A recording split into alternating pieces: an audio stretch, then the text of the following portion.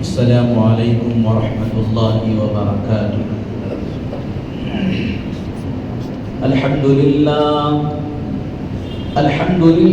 نحمده ونستعینه ونستغفره ونؤمن به ونتوکل علیہ ونعوذ باللہ من شرور انفسنا ومن سیئات اعمالنا، من يهده الله فلا مضل له ومن يضلله فلا هادي له، ونشهد أن لا إله إلا الله وحده لا شريك له،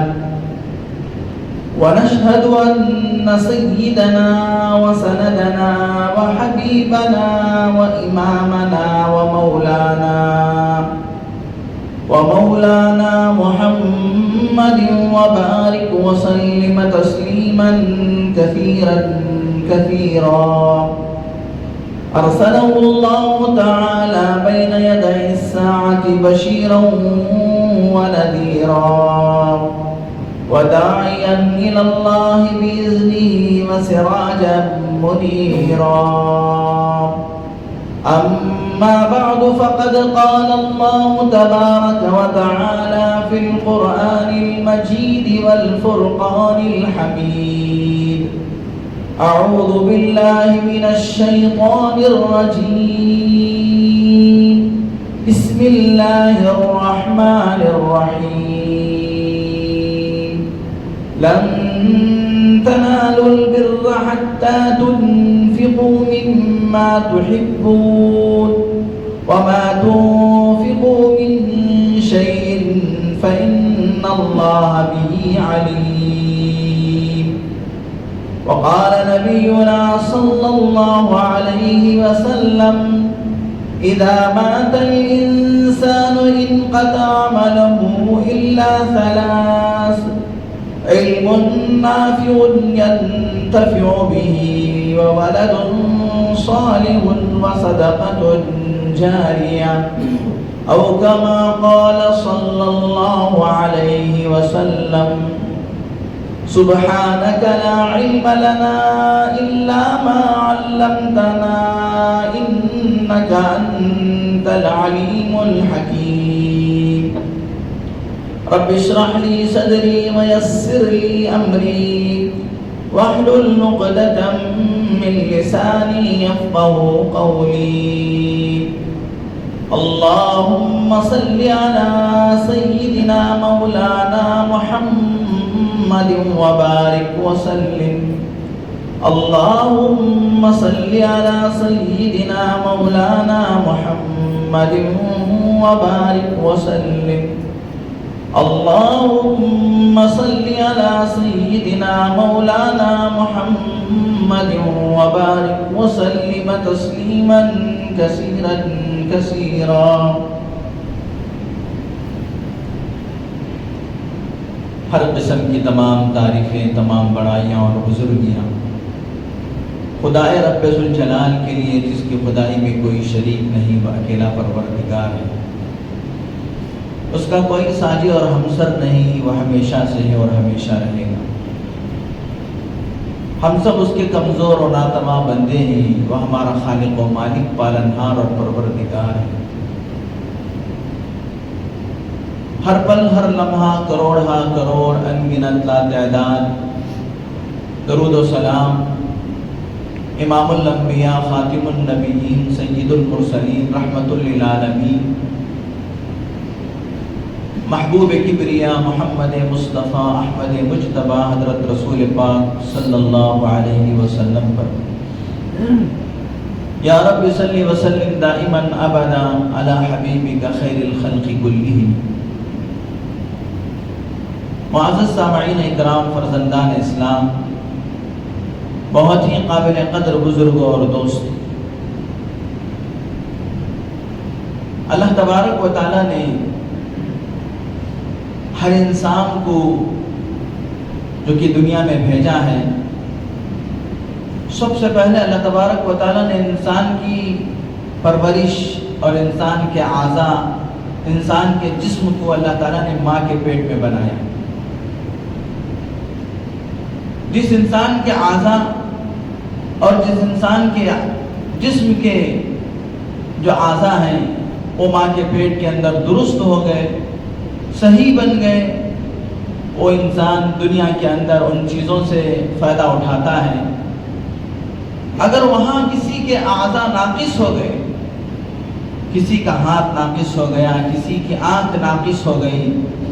کسی کا اور جسم کا کوئی عضو ناقص ہو گیا اور وہ دنیا کے اندر آ گیا، اب دنیا کی ساری طاقت مل کر اس کے اس عضو کو نہیں بنا سکتی، اس کے اس جسم کے ناقص حصے کو مکمل نہیں کر سکتی۔ اور اللہ تبارک و تعالیٰ نے یہ جو نعمتیں ہم کو دیا ہے، آنکھ دیا ہے، ہاتھ پیر اور یہ جسم کے اعضاء، یہ اللہ تبارک و تعالیٰ ہمیں اس کی نعمتوں سے فائدہ اٹھا کر اس کی شکر گزاری کے لیے۔ ایک اصول ہے، دنیا کے اندر اگر کوئی آدمی معذور اور مجبور ہوتا ہے تو انسانوں کو اس پر رحم آتا ہے۔ ایک آدمی نابینا ہے، سڑک پہ جا رہا ہے تو کسی آدمی کو رحم آتا ہے تو وہ اس کا ہاتھ پکڑ کر سڑک پار کروا دیتا ہے اور اسے ساتھ دے دیتا ہے، اس کی مدد کر دیتا ہے۔ لیکن آدمی دنیا میں رہتے ہوئے اپنی آخرت کی فکر کر کے، اپنی قبر کی فکر کر کے یہاں سے جاتا ہے تو پھر اس کے لیے قبر کے اندر، عالم برزخ کے اندر اور پھر آخرت کے اندر اللہ تبارک و تعالیٰ کے اس پر انعامات ہوتے ہیں۔ اور اگر کوئی آدمی یہاں سے یہ دنیا دارالعمل ہے، عمل کی جگہ ہے، اور اللہ تبارک و تعالیٰ نے یہاں پر ہر انسان کو آخرت کی کھیتی بونے کے لیے بھیجا ہے۔ سرکار دو عالم حضرت محمد رسول اللہ صلی اللہ علیہ وسلم نے فرمایا، الدنیا مزرعۃ الآخرہ، دنیا یہ آخرت کی کھیتی ہے، اس میں آدمی جیسے بیج بوئے گا ویسے پھل آخرت میں وہ کاٹے گا۔ چنانچہ اگر کوئی آدمی دنیا کی زندگی میں تھوڑی بہت غفلت کر کے زندگی گزارے گا، اعمال صالحہ سے روگردانی کر کے زندگی گزارے گا، اور پھر وہ آدمی قبر میں جائے گا تو میرے دوستو، قبر کے اندر جو فرشتے اس پر مسلط ہوں گے وہ اس کے اوپر ذرا برابر رحم نہیں کریں گے۔ ایک آدمی ماں پیٹ اگر اندھا پیدا ہو گیا، لنگڑا پیدا ہو گیا، لولا پیدا ہو گیا، دنیا تو اس پر رحم کر سکتی ہے، دنیا میں کوئی آدمی اس کا ہاتھ پکڑ سکتا ہے، دنیا میں کوئی آدمی اس کو ساتھ دے سکتا ہے، لیکن اگر کوئی آدمی دنیا میں آنے کے بعد اپنے اعمال کو نہیں بنایا، اپنی زندگی کو صحیح رخ پر نہیں ڈالا، اللہ تبارک و تعالیٰ کے احکامات کے اندر کمی کوتاہی کیا، قبر پہ جانے کے بعد اللہ تبارک و تعالیٰ جو فرشتے اس پر مسلط فرمائیں گے وہ فرشتے اس پر رحم نہیں کریں گے۔ جیسے مجبور اور لاچار انسان پر ایک انسان رحم کر دیتا ہے، اس کو راستہ پار کروا دیتا ہے، اس کا ہاتھ پکڑ کے ایک جگہ سے دوسری جگہ اسے چھوڑ دیتا ہے، ایسا معاملہ قبر کے اندر نہیں ہوگا۔ اس لیے کہ اللہ تبارک و تعالیٰ نے دنیا میں آنے کے بعد انسان کی ہدایت کے جتنے اسباب تھے ان تمام اسباب کو اللہ تبارک و تعالیٰ نے مہیا فرمایا۔ اسے سب سے پہلے اللہ تبارک و تعالیٰ نے عقل سلیم عطا فرمایا، اور اللہ تبارک و تعالیٰ نے دل و دماغ عطا فرمایا، اور پھر ہدایت کے واسطے اللہ تبارک و تعالیٰ نے انبیاء علیہ السلام کے سلسلے کو جاری و ساری فرمایا۔ کتاب ہدایت قرآن مجید اللہ تبارک و تعالیٰ نے نازل فرمایا۔ انبیاء کے چلے جانے کے بعد حضرات صحابہ اور صحابہ کے بعد تابعین، تبع تابعین، آج تک انسانوں کی ہدایت کے لیے اللہ تبارک و تعالیٰ نے ایک مشن جاری و ساری فرمایا۔ اس کے باوجود اگر آدمی گمراہی پر جاتا ہے، اس کے باوجود کوئی آدمی اپنی آخرت پر بات کرتا ہے تو اس میں اسی کا قصور ہے، اور اسی کے قصور کی وجہ سے اس کی سزا اسے آخرت کے اندر ملے گی۔ چنانچہ میرے دوستو، اللہ تبارک و تعالیٰ نے حدیث پاک کے اندر سرکار دو عالم صلی اللہ علیہ وسلم نے فرمایا، اذا مات الانسان انقطع عمله، جب انسان مر جاتا ہے تو اس کا عمل ختم ہو جاتا ہے، یعنی اب اسے عمل کرنے کا کوئی موقع نہیں رہتا ہے۔ نماز پڑھتا تھا، مرنے کے بعد اب نماز کا موقع نہیں رہا۔ اللہ کو یاد کرتا تھا، مرنے کے بعد اللہ کو یاد کرنے کا کوئی موقع نہیں رہا۔ حالانکہ ہزاروں سینکڑوں سال اسے عالم برزخ میں رہنا ہے، قبر کی زندگی گزارنا ہے، لیکن میرے دوستو وہاں پر اسے ایک سبحان اللہ اور ایک الحمدللہ کہنے کا موقع نہیں ملے گا۔ ایک بزرگ کا انتقال ہوا، دوسرے بزرگ نے ان کو خواب میں دیکھا تو وہ قبر کے اندر قرآن مجید پڑھ رہے ہیں، قبر کے اندر قرآن مجید پڑھ رہے ہیں۔ تو ان بزرگ نے ان سے پوچھا، ماشاءاللہ آپ کی زندگی کیا بہترین ہے، آپ قبر کے اندر قرآن پڑھ رہے ہیں، اب تک آپ نے کتنے قرآن ختم کیے؟ انہوں نے کہا کہ تقریباً میں یہاں عالم برزخ میں آنے کے بعد سے 1000 قرآن میں نے ختم کر دی۔ اس بزرگ نے ان جو قبر میں رہنے والے بزرگ پر رشک کیے کہ آپ تو بڑے نیک آدمی ہیں، بڑی نیکیاں کما رہے ہیں۔ ان بزرگ نے کہا کہ آپ ایسا کیجئے، میں نے جو 10,000 قرآن قبر کے اندر ختم کیے ہیں اس کو آپ لے لیجئے، اور دنیا میں رہتے ہوئے جو آپ نے ایک مرتبہ سبحان اللہ کہا ہے اس کا ثواب مجھے دے دیجئے۔ قبر کے اندر جو مجھے قرآن پڑھنے کی توفیق ملی ہے وہ میری اپنی خواہش پر، اس پر کوئی ثواب نہیں ہے۔ میں نے اللہ سے دعا کیا کہ اے اللہ قبر میں مجھے قرآن پڑھنے کی توفیق عطا فرما، تو اللہ تبارک و تعالیٰ نے میرے لیے قبر کے اندر قرآن پڑھنے کا انتظام فرما دیا، لیکن اس پر کوئی ثواب نہیں۔ ثواب تو اس چیز پر ہے جو دنیا کے اندر جیتے جاگتے آدمی اعمال کرتا ہے، لہذا میرے 1000 قرآن جو میں نے پڑھے ہیں اس کو آپ لے لیجئے، اور جو دنیا میں رہتے ہوئے جیتے جاگتے آپ نے ایک سبحان اللہ کہا اس کا ثواب مجھے دے دیجئے۔ اس سے پتہ یہ چلتا ہے کہ میرے دوستو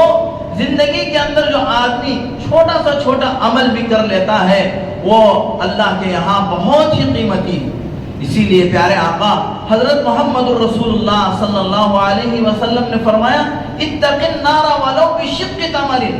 آگ الجہنم کی آگ سے بچو اگرچہ کہ کھجور کے ٹکڑے کو صدقہ کر کے ہی کیوں نہ ہو۔ یعنی دنیا میں جیتے جاگتے ایک کھجور کا ٹکڑا صدقہ کر کے جہنم کی آگ سے بچنا آسان ہے،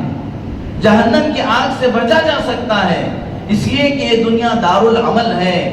یہ دنیا عمل کی جگہ ہے، اس میں جو بھی عمل کیا جاتا ہے اچھا ہو یا برا اس کا بدلہ آخرت کے اندر ملتا ہے، اس کا بدلہ قبر کے اندر ملتا ہے،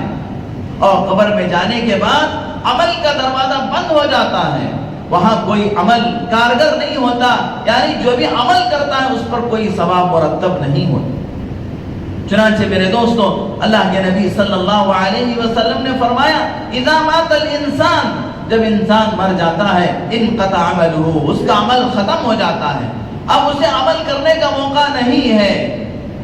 مگر الا ثلاث۔ اللہ کے نبی صلی اللہ علیہ وسلم نے فرمایا 3 چیزیں ایسی ہیں، آدمی انتقال ہو گیا، اس کا عمل ختم ہو گیا، اس کی نمازیں ختم ہو گئی، اس کا صدقہ و خیرات ختم ہو گیا، اس کے نیک اعمال ختم ہو گئے، لیکن 3 چیزیں ایسی ہیں کہ انسان کے مرنے کے بعد بھی اس کو اس کا ثواب ملتا رہتا ہے۔ انسان کے مرنے کے بعد بھی، قبر میں چلا جانے کے بعد بھی اللہ تبارک و تعالیٰ اس کو ثواب پہنچاتے رہتے ہیں، اس کے لیے ایثار ثواب ہوتا رہتا ہے، ثواب اس کو ملتا رہتا ہے۔ اور میرے دوستو آدمی قبر میں جانے کے بعد نیکیوں کے ملنے کے ثواب کا اتنا متمنی ہوتا ہے، اتنا خواہش مند ہوتا ہے کہ جتنا کہ ایک بھوکا آدمی روٹی کے لیے جس طریقے سے تڑپتا ہے اس سے زیادہ قبر میں پہنچنے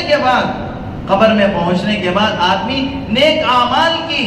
ثواب کو پانے کے لیے وہ اللہ تعالیٰ وہ ایسے متمنی رہتا ہے جیسا ایک بھوکا آدمی روٹی کے لیے متمنی رہتا ہے۔ تو لہذا اللہ کے نبی صلی اللہ علیہ وسلم نے فرمایا جب آدمی انتقال ہو جاتا ہے اس کا بظاہر عمل تو ختم ہو جاتا ہے، اس کی نمازیں ختم ہو گئی، اس کا روزہ ختم ہو گیا، اس کا صدقہ و خیرات کرنا ختم ہو گیا، اب وہ کسی کو صدقہ و خیرات نہیں کر سکتا، مگر 3 چیزیں ایسے ہیں، وہ 3 چیزیں ایسے چھوڑ کر جاتا ہے کہ وہ قبر میں پہنچنے کے بعد بھی اس کو برابر اس کا ثواب اسے ملتا رہے۔ اس میں سے اللہ کے نبی صلی اللہ علیہ وسلم نے سب سے پہلی چیز جو بیان فرمایا، العلم النافع، علم نافع، جس کو اس نے سیکھا اور دوسروں کو سکھایا، ينتفع به، جس سے لوگوں نے فائدہ حاصل کیا۔ مثال کے طور پر ایک آدمی قرآن کو سیکھا اور سیکھنے کے بعد دوسرے کو سکھایا، اتحیات کو سیکھا اور کسی آدمی کو جو اتحیات نہیں آتی تھی اس کو اتحیات سکھایا، نماز کو سیکھا، نماز سیکھنے کے بعد دوسرے کو نماز سکھایا، اور وہ آدمی جب تک نماز پڑھتا رہے گا، جب تک نماز میں وہ اتحیات پڑھتا رہے گا، جب تک جو سورت اس نے سکھایا اس سورت کو نماز میں یا نماز کے باہر پڑھتا رہے گا، اس کا ثواب اس آدمی کو پہنچتا رہے گا جس نے اس کو سکھایا، اگرچہ کہ وہ قبر میں پہنچ گیا، سکھانے والا قبر میں پہنچ گیا، لیکن یہ سیکھنے والا دنیا میں رہ کر جب تک وہ سورت پڑھتا رہے گا، جب تک وہ اتحیات پڑھتا رہے گا، جب تک وہ نماز جو اس نے سیکھا ہے وہ نماز کو پڑھتا رہے گا، اللہ تبارک و تعالیٰ اس کو بھی اس کا ثواب پہنچاتا ہے۔ جو پڑھ رہا ہے اس کو تو پہنچے گا ہی، لیکن جس نے سکھایا اس کو بھی اللہ تبارک و تعالیٰ، جبکہ وہ قبر میں پہنچ گیا، اس کو بھی اللہ تبارک و تعالیٰ اس کا ثواب پہنچاتے ہیں۔ تو سب سے پہلی چیز اللہ کے نبی صلی اللہ علیہ وسلم نے فرمایا، العلم النافع ينتفع به، علم نافع جس سے لوگ فائدہ اٹھائیں۔ اس لیے میرے دوستو، اللہ کے دین کو سیکھنا ہے اور دوسروں کو سکھانا بھی ہے۔ ہم کو ایک بات بھی اگر دین کی معلوم ہو تو وہ دوسروں کو پہنچانا ہے۔ اللہ کے نبی صلی اللہ علیہ وسلم نے فرمایا، بلغوا انی ولو آیا، میری طرف سے تم کو ایک بات بھی اگر بھلی بات معلوم ہو، اچھی بات معلوم ہو، یہ آپ اپنے ذمہ ضروری سمجھیں کہ وہ اس کو دوسروں تک ہو۔ آج میرے دوستو، ہم کیا ہیں، اپنی نمازوں میں، ہم اپنی تلاوت میں، ہم اپنے اعمال میں مصروف ہیں۔ ہمارے بیٹے کی نماز درست نہیں ہے، ہمارے بھائی کی نماز درست نہیں ہے، ہمارے دوست کی اتحیات درست نہیں ہے، کبھی ہم نے اس کی فکر نہیں۔ بہت سارے لوگ نماز پڑھتے ہیں، ہمارے بازو میں نماز پڑھتے ہیں، لیکن ان کا سجدہ صحیح نہیں، ہم دیکھ کر خاموش ہو جاتے ہیں کہ بولنے سے کیا ہوتا معلوم ہے۔ نماز سجدے کے اندر 8 چیزوں کا زمین پر لگنا ضروری ہے۔ سجدے کے اندر 8 چیزوں کا زمین پر لگنا ضروری ہے۔ 8 چیزوں پر سجدہ ہوتا ہے، ایک تو پیشانی، اور دوسرے ناک، اور تیسرے یہ دونوں ہتھیلیاں، اور چوتھے اور دونوں ہتھیلیاں، جو سب یہ 4 ہوئے، اور پھر دونوں گھٹنے 6 ہوئے، اور پھر ہمارے دونوں پیروں کے پنجے۔ اب کتنے لوگ نماز میں پیر اٹھا دیتے ہیں، ایک رکن کے وقت اگر نماز سے پیر اٹھا رہا تو پھر اس کی نماز نہیں۔ اور کتنے لوگ نماز کے اندر سجدے کی حالت میں ہم دیکھتے ہیں، پہلی صف میں نماز پڑھنے والے ہوتے ہیں، لیکن نماز میں ناک کو زمین پر نہیں لگاتے،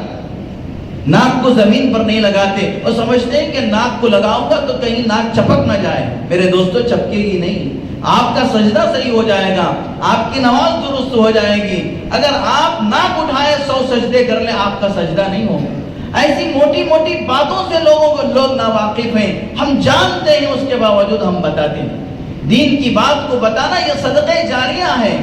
دین کی بات کو ہم بتائیں گے، اور جب تک وہ صحیح سجدہ کرتا رہے گا، میرے دوستوں، ہم کو اگرچہ کہ ہم قبروں میں پہنچ جائیں گے، لیکن اس کا ثواب ہم کو ملتا رہے گا۔ ہم نے کسی کی اتحیات درست کروا دی،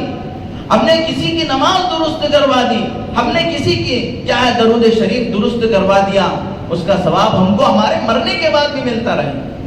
اللہ کے نبی صلی اللہ علیہ وسلم نے فرمایا کہ پہلی چیز جو آدمی کے انتقال کے بعد، دنیا سے چلے جانے کے بعد، قبر میں پہنچ جانے کے بعد بھی اس کو جو ثواب ملتا ہے، حالانکہ اس کو اس کی نمازوں کا ثواب ختم ہو گیا، اس کو اس کی زکوٰۃ کا ثواب ختم ہو گیا، اس کے صدقے کا ثواب ختم ہو گیا، لیکن اس نے جو علم دوسرے کو سکھا کر گیا، اس نے جو کسی کی اتحیات درست کرا کر گیا، اس نے جو کسی کے سجدے کو درست کرا کر گیا، اس نے کسی کی نماز کو درست کرا کر گیا، جب تک وہ نماز پڑھتا رہے گا اس وقت تک اسے قبر میں بھی ثواب ملتا ہے۔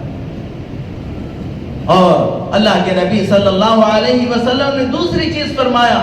وَوَلَدٌ صَالِحٌ، نیک اولاد۔ اگر آدمی دنیا سے چلا گیا لیکن نیک اولاد کو چھوڑ کر گیا، بہترین تربیت کر کے گیا، آدمی نمازی بنا کر گیا اولاد کو، اور قرآن کا حافظ بنا کر گیا، عالم دین بنا کر گیا، اور اسے نمازوں کا پابند بنا کر گیا، اور اسے اللہ سے ڈرنے والا بنا کر گیا، اور خدا کا خوف اور خدا کی خشیت اس کے دل کے اندر پیدا کر کے گیا، اور میرے دوستوں اسے اللہ کے نبی صلی اللہ علیہ وسلم کی سنتوں پر ڈال کر گیا، تو پھر یہ جو بھی عمل کرے گا، اس کی اولاد جو بھی عمل کرے گی، نیک عمل کرے گی، نمازیں پڑھے گی اور صدقہ و خیرات کرے گی، دین کے راستے پر چلے گا، اس کا ثواب اس کے والدین کو ملتا ہے۔ آج میرے دوستوں ہم اپنے اولاد کے لیے ڈگریوں کی فکر کیے ہیں کہ میرے بیٹے کو فلاں ڈگری دلاؤں اور فلاں انجینئر بناؤں، فلاں ڈاکٹر بناؤں، لیکن ہم نے اپنے اولاد کی تربیت کی فکر نہیں کی، جس کا نتیجہ یہ ہے کہ ہماری اولاد ننگا ناچ ناچ رہی ہے، ہماری اولاد کیا گل کھلا رہے ہیں وہ ہم کو پتا نہیں، ہم نے تربیت نہیں کیا، جس کے نتیجے میں میرے دوستوں ہماری اولاد ہمارے ہاتھوں سے نکل چکی ہے۔ اور یہ بھی یاد رکھے، جیسا یہ اولاد نیک اعمال کرنے پر آپ کو ثواب ملے گا، آپ قبروں میں پہنچ جائیں گے آپ کو ثواب ملے گا، نماز پڑھنے پر آپ کو ثواب ملے گا، قرآن پڑھنے پر آپ کو ثواب ملے گا، صدقہ و خیرات کرنے پہ آپ کو ثواب ملے گا، نیک اعمال کرنے پہ آپ کو ثواب ملے گا۔ ویسے ہی یہ اولاد اگر گناہ کرے گی تو اس کا وبال بھی آپ کو قبروں میں پہنچنے کے بعد بھی ملے گا، آپ قبروں میں پہنچ جائیں گے، اولاد یہاں ننگا ناچ ناچے گی، اس کی سزا اللہ تبارک و تعالیٰ تم کو قبر میں دیں گے، اس لیے کہ تم نے اس کی صحیح تربیت نہیں۔ ولد صالح کا جیسا تم کو اجر ملے گا، ویسے ہی ولد ناخلف یعنی گنہگار اولاد کا وبال بھی تم کو ملے گا۔ حدیث پاک کے اندر آتا ہے ایک عورت کی وجہ سے 4 لوگوں کو جہنم میں گھسیٹا جائے گا۔ ایک عورت کی وجہ سے اگر ایک عورت گناہ کے راستے پر چلے گی، ایک عورت اللہ کی نافرمانی کے راستے پہ چلے گی، تو اس کی وجہ سے 4 لوگوں کو جہنم میں گھسیٹا جائے گا۔ ایک اس کے باپ کو کہ باپ نے صحیح تربیت نہیں کی، ایک اس کے بھائی کو کہ بھائی نے اس کی صحیح تربیت نہیں کی۔ باپ کے بعد بھائی کا مقام باپ کی طرح ہو جاتا ہے، باپ کے بعد بھائی کا مقام باپ کی طرح ہو جاتا ہے۔ اور ایک اس کے شوہر کو کہ اس نے اپنی بیوی کی صحیح تربیت نہیں کی، کہ وہ اپنی بیوی کو تربیت کر سکتا تھا، جیسے دنیا کے تمام آرزویں عورت اپنے شوہر سے پورا کر لے سکتی ہے، تو کیا شوہر اس کو دین کے راستے پہ نہیں ڈال سکتا؟ اگر آدمی ارادہ کرتا ہے، اگر آدمی ہمت کرتا ہے، تو پھر وہ پیار و محبت کے ساتھ اور اسے بہترین طریقے کے ساتھ کیا اس کو کیا ہے نیکی کے راستے پر لا سکتا ہے۔ اور اسی طریقے سے کیا ہے چوہتا اس کے بیٹے کو کہ بیٹا جیسے وہ دنیا کی قرض اپنی ماں سے پوری کروا لیتا ہے ضد کر کے کہ مجھے یہ چیز ہونا ہے، ویسے ہی اپنی ماں کو وہ نماز کا عادی بنا سکتا ہے۔ امی جان جب تک آپ فجر کی نماز نہیں پڑھیں گے میں ناشتہ نہیں کروں گا۔ لاڈیلے بیٹے کی فریاد کیوں پوری نہیں ہوگی؟ لاڈیلا بیٹا جب یہ کہتا ہے کہ میں آپ دوپہر کا کھانا میں نہیں کھاؤں گا جب تک آپ ظہر کی نماز نہیں پڑھیں گے۔ تو اس طریقے سے جب اولاد کو ہم نیک اور صالح بناتے ہیں، اولاد کے کردار کو ہم ٹھیک کرتے ہیں، تو ہم قبروں میں پہنچ جائیں گے، اس اولاد کا ثواب اللہ تبارک و تعالیٰ قبروں میں ہمیں عطا فرمائے۔ تو ٹھیک اسی طریقے سے اولاد کو ہم ناخلق بنا کر جاتے ہیں، نافرمان بنا کر جاتے ہیں، برائیوں کے راستے پر ڈال کر جاتے ہیں، تو پھر میرے دوستوں ہم کو اس کا وبال قبروں میں بھی ملے گا۔ اور اسی طریقے سے اللہ کے نبی صلی اللہ علیہ وسلم نے تیسری چیز بیان فرمایا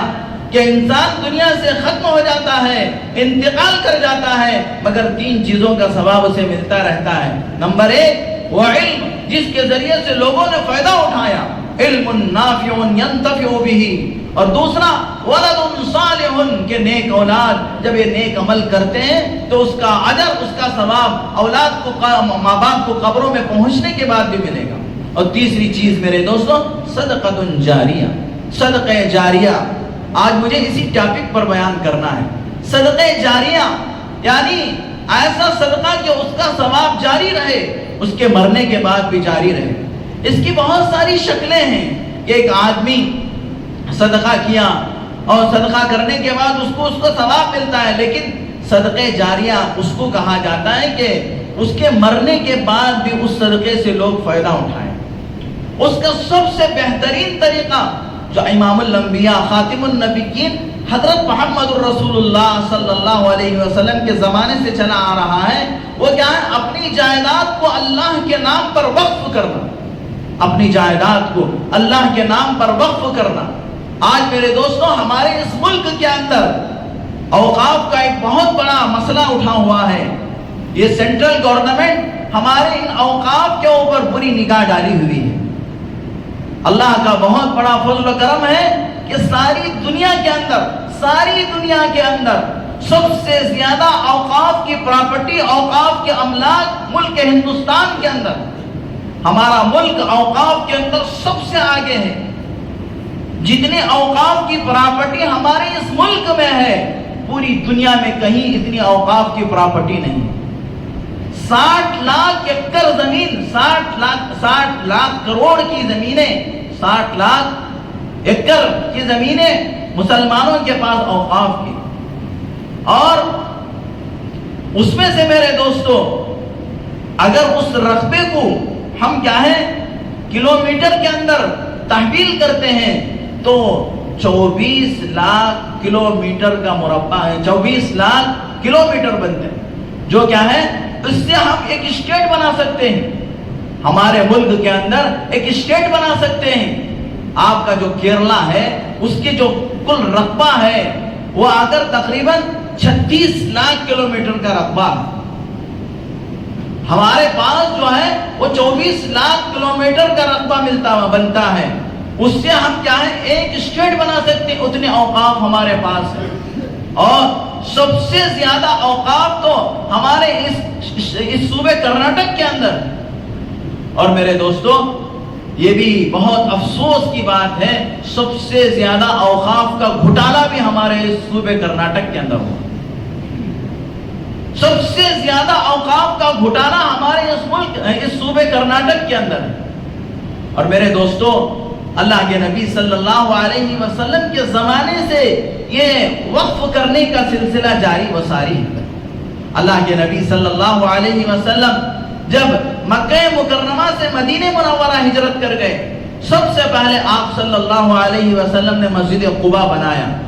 اور قباء اس مسجد کو بنا کر اللہ کے لیے اس کو وقف کر دیا۔ وقف کا مطلب یہ ہوتا ہے کہ آدمی اپنی ملکیت سے چیز کو نکال کر اللہ کی ملکیت میں دے دینا۔ جو وقف کی پراپرٹی ہوتا وہ دنیا کا کوئی انسان اس کا مالک نہیں ہوتا سوائے اللہ کے، وہ اللہ کی ملکیت میں چلی جاتی ہے۔ اور اس کے بعد پھر اللہ کے نبی صلی اللہ علیہ وسلم نے 2 یتیم بچوں سے مسجد نبوی کی زمین خریدا، اور خرید کر اللہ کے نبی صلی اللہ علیہ وسلم نے مسجد نبوی بنا کر اس کو بھی اللہ کے لیے وقف کر دیا۔ اور سب سے یہ تو مساجد کی شکل میں تھا، اور حضرت عمر رضی اللہ تعالیٰ عنہ کو خیبر کے اندر ایک جگہ ملی تھی غنیمت میں۔ حضرت عمر رضی اللہ تعالیٰ عنہ کو خیبر میں ایک جگہ ملی تھی غنیمت میں، یعنی جب جنگ ہوتی ہے، جنگ کے بعد مسلمان جیت جاتے ہیں تو وہاں کی جائیدادیں، وہاں کی زمینیں مسلمانوں میں تقسیم ہو جاتے ہیں غنیمت کے طور پر۔ تو حضرت عمر رضی اللہ تعالیٰ عنہ کو خیبر کے اندر ایک زمین ملی، اور وہ حضرت عمر رضی اللہ تعالیٰ عنہ کو بہت ہی زیادہ پسند تھی، اس لیے کہ وہ زرخیز زمین تھی۔ حضرت عمر رضی اللہ تعالیٰ عنہ نے سرکار دو عالم صلی اللہ علیہ وسلم کی خدمت میں پہنچ کر آپ علیہ السلام سے عرض کیا کہ اللہ کے رسول، اس زمین کو میں اللہ کے لیے وقف کرنا چاہتا ہوں۔ اللہ کے نبی صلی اللہ علیہ وسلم نے اس کو اللہ کے لیے، اس زمین کو حضرت عمر رضی اللہ تعالیٰ عنہ کے حصے میں جو آئی تھی اس کو اللہ کے نبی نے وقف کروایا۔ اور اسی طریقے سے اللہ کے نبی صلی اللہ علیہ وسلم کے زمانے میں صحابہ، جب یہ قرآن کی آیت نازل ہوئی لن تنالوا البر حتى تنفقوا مما تحبون، کہ تم نیکی کو ہرگز پہنچ نہیں سکتے جب تک کہ اپنی محبوب چیز اللہ کے راستے میں خرچ کرو۔ تو صحابہ اکرام اپنی جو محبوب چیزیں ہوتی تھیں وہ اللہ کے راستے میں صدقہ و خیرات کر دیا کرتے تھے۔ چنانچہ حضرت رسول اللہ صلی اللہ علیہ وسلم کے زمانے میں مدینہ منورہ کے اندر یہ ایک یہودی کے پاس ایک کنواں تھا جس کو بیر روما کہتے تھے، اور اس کا پانی بہت ہی عمدہ اور میٹھا تھا۔ سارے مدینے والے اس کنویں سے جا کر پانی لاتے، لیکن وہ یہودی لوگوں کو بہت زیادہ قیمت پر بیچتا تھا، جس کی وجہ سے لوگوں کو بڑی تکلیف اور بڑی مشقت اور بہت ہی مشکل ہو گیا تھا۔ چنانچہ اللہ کے نبی صلی اللہ علیہ وسلم کے پاس یہ بات پہنچی کہ وہ یہودی لوگوں کو اونچے دام میں زیادہ قیمت میں پانی بیچ رہا ہے. تو حضرت عثمان غنی رضی اللہ تعالیٰ عنہ کو یہ بات معلوم ہوئی تو سیدنا حضرت عثمان غنی رضی اللہ تعالیٰ عنہ نے اس یہودی سے جا کر اس کنویں کو خریدنے کے بارے میں کہا. لیکن اس یہودی نے دیکھا کہ اس سے تو مجھے بڑی اچھی آمدنی ہو رہی ہے، تو اس نے بیچنے سے انکار کر دیا کہ میں اس کو نہیں بیچوں گا. تو حضرت عثمان غنی رضی اللہ تعالیٰ نے اس کو ایک مشورہ دیا کہ ایسا کرو، اس میں سے آدھا کنواں مجھے بیچ دو اور آدھا تم رکھ لو. مطلب یہ ہے کہ ایک دن میں اس کنویں سے پانی کو سیراب کر لوں، دوسرے دن تم اس سے سیراب کر لینا. اور قیمت بھی حضرت عثمان غنی رضی اللہ تعالیٰ نے اسے بہترین قیمت بتائی، زیادہ قیمت بتائی. وہ لالچ میں آ گیا، چنانچہ آدھا کنواں یہودی نے حضرت عثمان غنی رضی اللہ تعالیٰ عنہ کو بیچ دیا. اب حضرت عثمان غنی رضی اللہ تعالیٰ نے مدینہ کے اندر اعلان کر دیا کہ جس دن یہ کنواں میرا ہوگا اس دن سارے مسلمان اپنی ضرورت اس سے پورا کر لیں، جتنا پانی چاہیے اتنا پانی مفت میں وہاں سے لے لیں. اب مسلمان جس دن حضرت عثمان غنی رضی اللہ تعالیٰ عنہ کی باری کا دن ہوتا، اس دن آج کا بھی اور دوسرے دن کا بھی پانی اس کنویں سے لے لیتے تھے، حاصل کر لیتے تھے. اب وہ یہودی اپنی باری کے دن جس دن اس کا کنواں ہوتا اس دن وہ گاہک کے انتظار میں بیٹھا رہتا، لیکن کوئی گاہک نہیں آتا، کیونکہ یہ تمام کے تمام لوگوں نے ایک دن بعد کا پانی بھی اکٹھا کر رکھ لیا. اب اس نے چند دن دیکھا کہ کوئی گاہک نہیں آ رہا ہے. وہ خود حضرت عثمان غنی رضی اللہ تعالیٰ کو بلا کر کہا کہ بھائی میری تو بکری نہیں ہو رہی ہے، میرے پاس تو پانی نہیں بک رہا ہے، آپ یہ کرو کہ پورا کنواں آپ خرید لو. چنانچہ حضرت عثمان غنی رضی اللہ تعالیٰ نے اس یہودی سے پورا کنواں، جسے بیر روما کہتے ہیں، آج بھی مدینہ منورہ کے اندر وہ کنواں موجود ہے. آج بھی کیا ہے، اس کنویں سے مدینے کے اندر پانی سپلائی ہوتا ہے، وہ ان کے خلوص کی برکت ہے. 1400 سال کے بعد بھی میرے دوستو اس کنویں سے پانی آنا اور لوگوں کو سیراب کرنا، یہ ان کے خلوص اور ان کے خلوص دل کی نیت کیا ہے کی برکت ہے. چنانچہ حضرت عثمان غنی رضی اللہ تعالیٰ نے اس پورے کنویں کو خرید کر پورے مسلمانوں کے لیے اس کنویں کو وقف کر دیا، یعنی اللہ کے لیے اس کنویں کو کیا ہے وقف کر دیا. اب یہ اللہ کی ملکیت میں ہے، اللہ کی مخلوق اس سے سیراب ہوتے رہے، اب اس کا ثواب حضرت عثمان غنی رضی. میرے دوستو آج بھی سیدنا عثمان غنی رضی اللہ تعالیٰ عنہ کے خلوص دل کی برکت ہے کہ آج بھی حضرت عثمان غنی رضی اللہ تعالیٰ عنہ کا اکاؤنٹ مدینے کی بینک کے اندر جاری و ساری ہے. آج بھی ان کے نام کی بلڈنگیں ہیں. میں نے خود اپنے آنکھوں سے دیکھا، وقف عثمان ابن عفان رضی اللہ تعالیٰ عنہ بلڈنگ کے اوپر لکھا ہوا ہے، اور اس کی جو آمدنی ہوتی ہے وہ غریبوں میں، فقراء میں، یتیموں میں تقسیم ہوتی ہے. یہ خلوص دل کی برکت ہے. چنانچہ اللہ کے نبی صلی اللہ علیہ وسلم کے زمانے سے حضرات صحابہ اکرام رضوان اللہ تعالی علیہم اجمعین اس عمل کو، اس وقف والے عمل کو کرتے آ رہے ہیں. حضرت طلحہ انصاری رضی اللہ تعالیٰ عنہ کا ایک باغ بالکل مسجد نبوی کے سامنے تھا، اور وہ ان کو اتنا پسند تھا، اتنا پسند تھا، اور اس سے ان کو اللہ کے نبی صلی اللہ علیہ وسلم بھی کبھی نماز سے فارغ ہو کر اس باغ میں تشریف لے جاتے، اور اس کے اندر ایک کنواں تھا، اس کا پانی بھی بہت میٹھا. اللہ کے نبی اس کا پانی پیتے اور اس کی چھاؤں میں بیٹھتے. ایک مرتبہ حضرت طلحہ رضی اللہ تعالیٰ جناب رسول اللہ صلی اللہ علیہ وسلم کی خدمت میں حاضر ہو کر عرض کیا کہ اللہ کے رسول، میں یہ میرا باغ جو مجھے سب سے زیادہ پسند ہے وہ اللہ کی راہ میں وقف کرنا چاہتا ہوں. اللہ کے نبی صلی اللہ علیہ وسلم نے فرمایا تم ایسا کرو کہ اس کو اپنے رشتہ داروں کے اندر وقف کر دو. اس لیے کہ میرے دوستو شریعت کا اصول بھی یہ ہے کہ ہمارے اپنے قریبی رشتہ دار محتاج اور ضرورت مند ہیں تو سب سے پہلا ان کا حق بنتا ہے. آدمی نام کمانے کے واسطے، آپ نام کے واسطے بڑی بڑی رسیدیں دور دور جگہ پر لکھاتا ہے، لیکن اپنے ہی پڑوس میں اپنا غریبی رشتہ دار تڑپتا رہتا ہے، یتیم بچے رہتے ہیں، بیوہ عورتیں خاندان کے اندر رہتے ہیں، ان کی کوئی فکر نہیں کی جاتی. اس لیے شریعت نے سب سے پہلے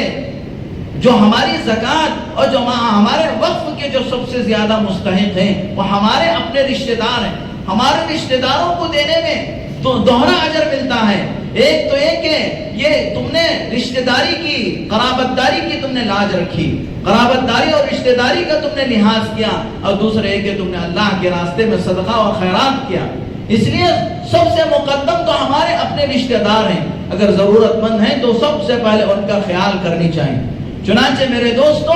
آج جو ہمارے ملک ہندوستان کے اندر جو وقف کے اندر ترمیم لانا چاہتے ہیں، جو موجودہ حکومت ہے، اس نے یہ تو کیا ہے، وقف کے اندر جب انگریزوں کی حکومت سے پہلے ہمارے ملک کے اندر 1000 سال تک مسلمانوں نے حکومت کیا، جس کی وجہ سے ڈھیر ساری جائیداد اللہ کے نام پہ لوگوں نے وقف کیا ہے۔ اب اس کے اندر ترمیمات پر ترمیمات ہوتے رہے، لیکن 2013 کے اندر وقف کے اندر مولانا ولی رحمانی صاحب جو مسلم پرسنل لا بورڈ کے جنرل سیکریٹری تھے، ان کے حیا میں وقف کے اندر بہترین ترمیمات لائی گئی، جس سے وقف کے اندر بہت سارا فائدہ ہوتا رہا۔ لیکن یہ موجودہ حکومت اس کے اندر ترمیم لا کر 40 نکات کو بدلنا چاہ رہی ہے، جن 40 نکات سے میرے دوستو ہماری وقف کی جائیداد پوری کی پوری گورنمنٹ کی تحویل میں چلی جائے گی۔ یہ ایک ممبر آف پارلیمنٹ نے کہا کہ یہ وقف کے اندر ترمیمات گویا کہ پوشیدہ طور پر مسلمانوں پر CAA اور NRC لاگو کرنا ہے، لہذا اس وقف کے بارے میں ہم کو ہوشیار ہونا ہے۔ اور سب سے بڑی مصیبت یہ ہے کہ میرے دوستو، وقف کی جائیداد جن لوگوں کے قبضے میں ہے، ان لوگوں نے اس کے اندر بہت سارے گھٹالے کر رکھے ہیں، اور جن لوگوں نے وقف کے چیزوں کے اوپر قبضہ کر رکھا ہے، وہ برسوں سے وقف کی جائیداد کو لے کر اس کا صحیح میں کرایہ ادا نہیں کر رہے ہیں، کہ پہلے سے 10 سال پہلے، 15 سال پہلے، 20 سال پہلے سے 1000 روپیہ اگر کرایہ دے رہی تو ابھی بھی وہ 1000 ہی روپیہ، جبکہ گورنمنٹ کیا ہے، بازار کی قیمت میں وہ 25,000 30,000 اس کا کرایہ بنتا ہے، لیکن یہ کیا ہے 1000 ہی روپے دیں گے، کیونکہ ہم نے زمانے سے اس کو قبضہ کر رہے ہیں۔ اور بہت سارے ایسے ہیں کہ یہ تو کیا ہے، وقف بورڈ کو 1000 روپے دے رہے ہیں، لیکن اس دکان کو کرائے پہ 25,000 میں دے رکھا ہے۔ اس طریقے سے وقف کے اندر بہت سارے گھٹالے ہو رہے ہیں، ہم لوگوں کو اس کے اندر بیداری پیدا کرنی چاہیے، اور یہ اللہ تبارک و تعالیٰ کی ملکیت میں ہے، اس کے اندر خیانت کرنا گویا کہ اللہ کے ساتھ خیانت کرنا ہے۔ اس لیے میرے دوستو، ہم کو کیا ہے، بہت ہی چوکنا رہنا ہے۔ یہ حکومتیں ہمارے خلاف جو سازشیں کر رہے ہیں، ان سازشوں کو ہم سمجھنا ہے، اور ایک جٹ ہو کر سارے مسلمان اس وقف کے خلاف جو ترمیمات اور جو بل لا رہے ہیں، اس کے خلاف آواز اٹھانی ہے۔ اللہ تعالیٰ سے دعا ہے کہ اللہ تبارک و تعالیٰ ہمارے وقف کے املاک کی پوری حفاظت فرمائے، اور ہم سب کو اللہ تبارک و تعالیٰ دین حق پر جمع رہنے کی توفیق عطا فرمائے، اور اللہ تبارک و تعالیٰ کی مرضیات کے مطابق زندگی گزارنے کی اللہ تعالیٰ ہم سب کو نیک توفیق عطا فرمائے۔ وآخر دعوانا الحمدللہ۔